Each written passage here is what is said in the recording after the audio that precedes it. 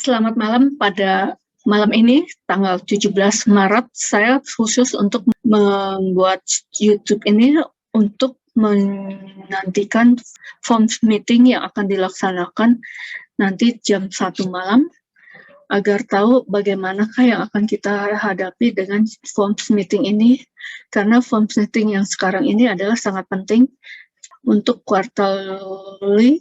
Artinya bahwa untuk 3 bulan ke depan bagaimana decision daripada FOM dalam menghadapi perekonomian global saat ini, baik dari segi dalam negeri dari Amerika itu sendiri maupun untuk dunia. Mari kita lihat bagaimanakah apa yang akan memberikan dampak dengan FOM terhadap percaturan dunia saham dan forex. Malam ini saya mau khusus untuk membuat bagaimana perkiraan FOM meeting pada jam 1 nanti pada tanggal 18 Maret kalau di kita, dan di Amerika 17 Maret 2021. Apakah efeknya itu akan memberikan dampak yang baik untuk global atau yang kurang bagus untuk global juga ya. Tapi yang jelas di sini bahwa Fed mengadakan FOMC meeting itu adalah untuk memperbaiki, untuk kondisi ekonomi Amerika itu sendiri dan otomatis terhadap ekonomi global juga. Bagaimana pengaruhnya kepada dunia itu yang akan kita dapatkan dari FOMC meeting itu. Apakah yang perlu diperhatikan dalam FOMC meeting? Yang jelas satu ya, Fed rate tetap atau naik. Bagaimana GDP prediction ke depan dari dari Fed itu, apakah dia akan menaikkan atau menurunkan? Bagaimana CPI dan core CPI inflasi 2 bulan kemarin, employment dan unemployment rate yang diharapkan, yield bond, dan apakah akan dilakukan tapering? Kalau memang akan dilakukan tapering, kapan saatnya? Itulah yang kita harus perhatikan ya.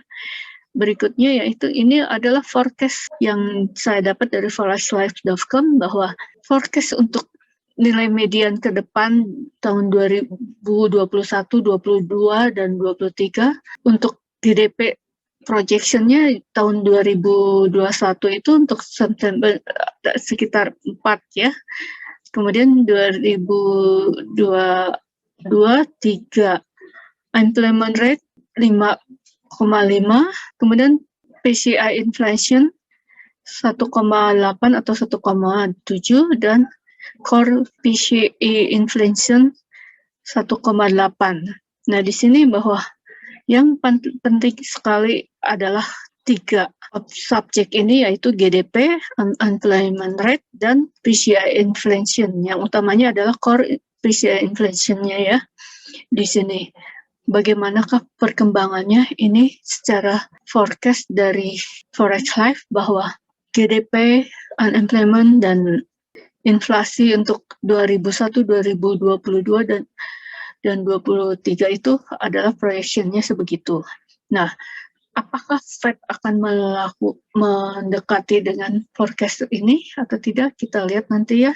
Nah, yang jelas data-data yang sudah rilis bahwa GDP 2020 sekitar 3,5% lebih jelek dari proyeksi FOM. GDP konsensus sendiri pada tahun 2021 sekitar 5,6% dan tahun 2022 sekitar 3,9%. Apakah ini akan tercapai untuk nantinya? Kita lihat nanti ya.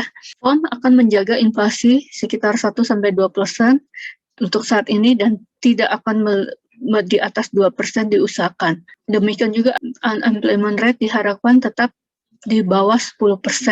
Mulai ada peningkatan employment pada bulan kemarin karena winter sudah lewat, jadi tidak terlalu dingin, dan ada stimulus lagi dari Biden untuk saat ini ya, seharusnya 18,9 triliun ya, kurang lebih, dan hasil vaksin mulai menurunkan penyebaran COVID-19.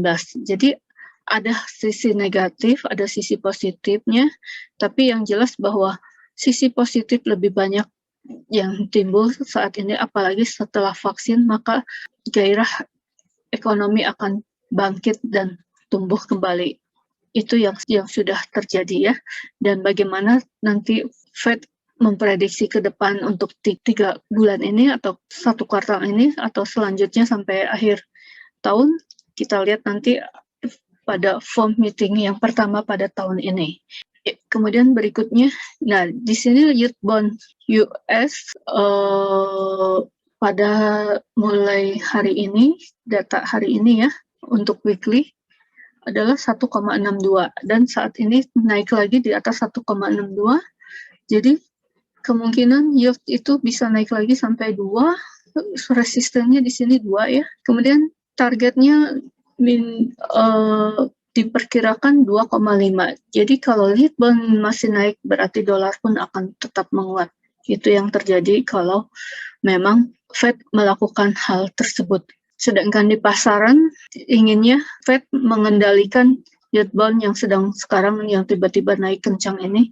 Tapi kalau diperhatikan dari sini grafiknya ya, memang sudah saatnya di sini 0,5 itu adalah bottomnya dari sisi finansialnya ya. Kemudian dari segi indeks dolar waktu saya pernah posting di sini bulan Januari yang ini bahwa dolar akan naik karena sudah dimasuk dalam dimension dan ternyata naik dan saat ini naik juga dan resist dari dolar saat ini adalah di 93,890.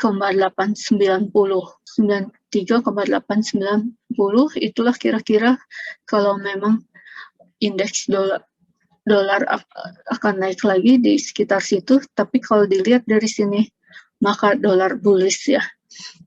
Itu kemudian gold di sini udah masuk wave 4 untuk ini daily ya, dan di sini kelihatan bahwa gold masih ada di atas support dari Fibo retracement 38,2. Jadi gold kalau memang Fed agak dovish tapi hanya sementara ya, di sini paling hanya sampai menyentuh EMA 200 atau dari resist channeling wave 3 ini dan kembali kemungkinan sideways sebelum kalau memang ada momen yang baik maka wave 5 bisa berjalan. Itu dari sisi gold. Kemudian bagaimanakah hasil FOMC meeting itu? Dampak kebijakan Fed terhadap yield bond menguat, maka dolar menguat. Dolar harapannya sih pasar ingin agar Fed dapat mengendalikan yield bond yang terjadi saat penguatan saat ini. Kemudian dolar face main currency pairs. Bila yield bond naik, maka dolar menguat sementara. Tapi kalau dilihat dari chart itu akan jangka panjang dan mata uang lain melemah. Bagaimanakah dolar terhadap gold? Dolar menguat maka gold melemah. Apakah Fed akan menghentikan pembelian bond? Untuk itu kita lihat nanti. Kemudian dolar menguat maka dolar alami tekanan ke depannya. Tapi sejauh mana kalau memang ekonomi dolar menguat membuat ekonomi membaik maka tekanan tersebut tidak terlalu banyak.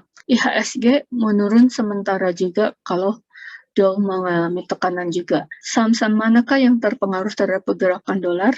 Untuk saham-saham yang terpengaruh terhadap dolar yaitu sektor farmasi, Piramidam Pharma, PEVA, KB Pharma, Kimia Pharma. Ini 3 saham ini karena bahan bakunya masih dari luar. Sektor pakan ternak juga, yaitu Java Confeed Indonesia, JPFA, Cepin, Harum Pokanas.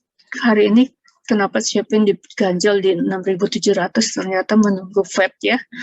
Kemudian sektor otomotif, Astra International Tbk, Aussie, Astra Autopart Tbk Auto, dan UNTR. Kemudian mana lagi yang dapat dipengaruhi? Sektor industri retail, PT As Harvard Indonesia, ya memang banyak juga yang ini komponen yang dijualnya dari luar.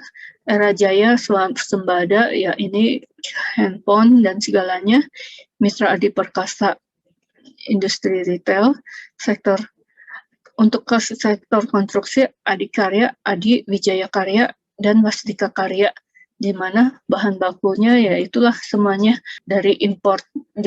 Jadi kalau ada pengaruh dari Fed untuk kuartal ini, maka 1, 2, 6, 9, 10, 14 saham yang terpengaruh terhadap pergerakan dolar itu akan berpengaruh juga. Bila dolar menguat, maka bahan baku impor akan lebih mahal. Tapi bila dolar melemah, maka bahan baku impor akan lebih murah. Itulah sekilas dari saya bagaimana pergerakan Fed baik untuk forex maupun saham, bahwa Fed pada hari ini sangat penting akan mempengaruhi pasar ke depan. Terima kasih. Hanya sekian ulasan untuk Fed ke depan. Nanti setelah Fed rilis besok atau weekend akan saya ulas kembali bagaimana dampak dari Fed yang akan terjadi terhadap ekonomi global. Sekian, selamat malam, sampai ketemu.